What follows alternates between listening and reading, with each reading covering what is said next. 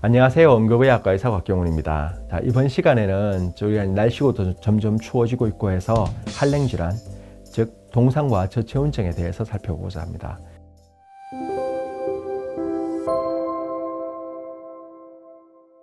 우선 동상에 대해서 살펴볼 건데요. 여러분 추운 겨울날에 밖에 나가면 자기도 모르게 손이 이렇게 시려서 손이 막 이렇게 꼽아들게 되고, 특히 얼굴에서는 우리가 이제 코끝이라든지 귀끝이 아주 시리게 되죠. 그래서 우리가 모자를 쓰는 경우도 많고 장갑을 착용하게 되는데, 이렇게 이제 우리가 아주 차가운 온도에 노출이 되게 되면 말초혈관의 순환이 떨어집니다. 특히 손끝이나 발끝 같은 곳에서 혈액순환이 떨어지게 돼요. 이런데 끝에 있는 작은 혈관에 혈액이 잘 안 돌게 되거든요.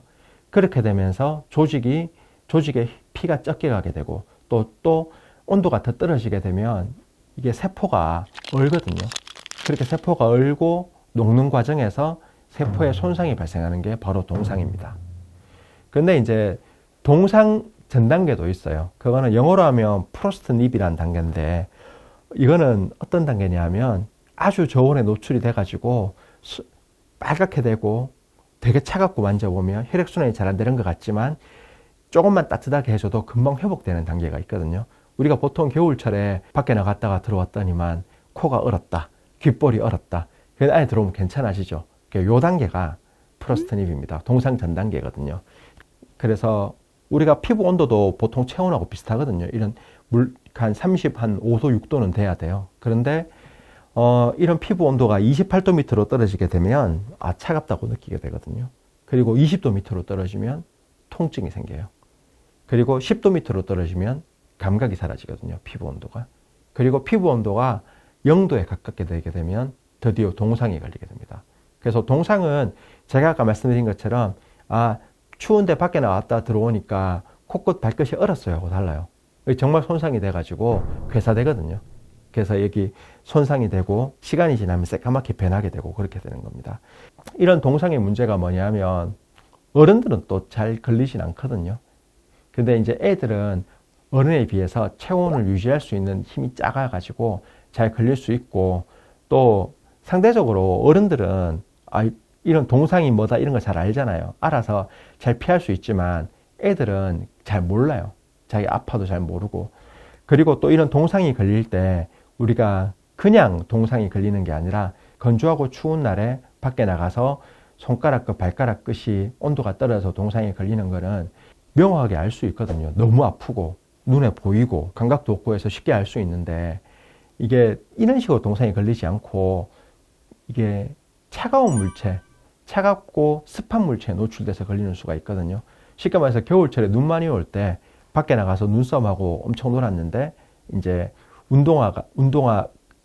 그런 눈이나 습기를 잘 막아주는 부츠가 아니어서 이제 운동화가 젖게 되고 양말이 젖게 되고, 그렇게 양말이 젖게 되면서 우리가 그렇게 이제 수분에 노출이 되면 더욱더 온도가 더 빨리 떨어지게 되거든요. 그렇게 돼서 또 발가락은 감각이 손가락 것처럼 예민하지 않아가지고 잘 모르는 수 있거든요. 애들은. 그렇게 돼서 발가락에 동상을 입는 경우가 꽤 있습니다. 그렇기 때문에 이제 우리나라 같은 그런 환경에서 아이들이 그냥 밖에 나가서 동상을 입기는 겨울철에 되게 어려워요. 왜냐하면 보통 집에 아이를 그냥 밖에 보내십니까? 되게 한파주의보 떨어지고 이랬는데 아니죠. 한파주의보 떨어지면 장갑도 끼고 그 다음에 목도리도 하고 모자도 쓰고 가죠. 그렇기 때문에 그래도 이제 노출되는 부분에 아까 제가 말씀드린 것처럼 그냥 동상 전 단계 금방 회복되는, 코가 얼었는데 들어오니까 좋아져서 이런 데는 가능하지만, 실제로 정말 막 이런 데 어디 에베레스트 산에 등반하는 등반대원처럼 손가락 끝에 동상 걸려가지고 새까맣게 되고 이렇게 되는 경우는 아이들한테는, 우리나라에서 일반적인 환경에 사는 아이들한테는 극히 드물거든요. 그러니까 이 영상을 보고 계시는 분들의 자제분들한테 그런 일이 생길 가능성은 매우 드물죠.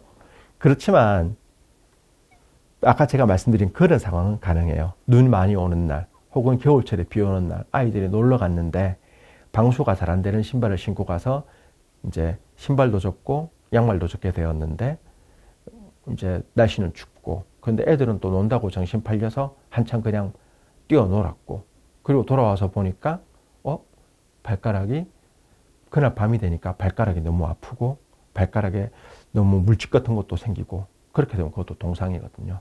그렇기 때문에 이제 겨울철에는 그런 눈이 많이 오는 날, 비가 오는 날 애들이 밖에 나가 놀거나 혹은 겨울철에 스키장이나 눈썰매장에 갈 때는 꼭 방수가 되는 신발을 신겨주시는 게 중요하고, 그리고 방수가 되는 신발을 신었더라도 안에 물이 들어가게 되면 이게 더 문제가 되거든요. 밖으로 빠지지 않으니까요. 그렇기 때문에 눈썰매장, 스키장 이런 데 가서 아이들을 놀고 할 때는 부모님들께서 아이들의 양말이 젖지 않았는지 틈틈이 확인해 주시는 게 좋습니다. 그래서 양말이 젖었다면 양말은 꼭 갈아 신으셔야 됩니다. 동상을 방지할 수 있는 가장 좋은 방법입니다. 그리고 일단 동상이 걸리게 되면 병원 오셔야 됩니다. 이거 인터넷 찾아보니까 동상을 걸리면 미지근한 물에 넣으면 낫는다고 하던데 하면서 넣으시면 안 됩니다. 왜냐하면 제가 말씀드렸듯이 동상은 조직이 얼거든요. 그래서 이 조직을 지나치게 뜨거운 물에 해동시키거나 건조한 상태로 해동시키면 손상이 더 심해져요. 그래서 35도에서 40도 사이에 한 37도쯤 되는 미지근한 물에 넣어서 해동하거든요. 그런데 이 해동하는 과정에서 통증이 엄청납니다. 그렇기 때문에 집에서 하면, 특히 아이들한테 하면 안 돼요. 너무 아파요. 그래서 그 동상치료의 해동 과정은 병원에 와서 진통제나 진정제를 투여하면서 해야 되는 과정입니다. 그리고 동상에 걸리지 않기 위해서는 이제 다른 제가 말씀드렸듯이 그런 사실 손가락이나 귀, 코 이런 데 동상 걸릴 가능성은 상대적으로 적거든요. 어느 정도 방한 연고를 작용하면. 그렇지만 이제 눈 오는 날 혹은 습한 날 야외 활동하다가 이제 양말이 젖어가지고 발가락에 동상이 걸리는 경우는 아이들한테 꼭 간혹 있으니까 이제 그런 야외 활동, 특히 눈 덮인 곳에서의 야외 활동 같은 걸 할 때는 양말을 잘 체크해 주시고, 그 다음에 여분에 갈아 신을 수 있는 여분에 마른 양말을 준비하시는 게 좋습니다.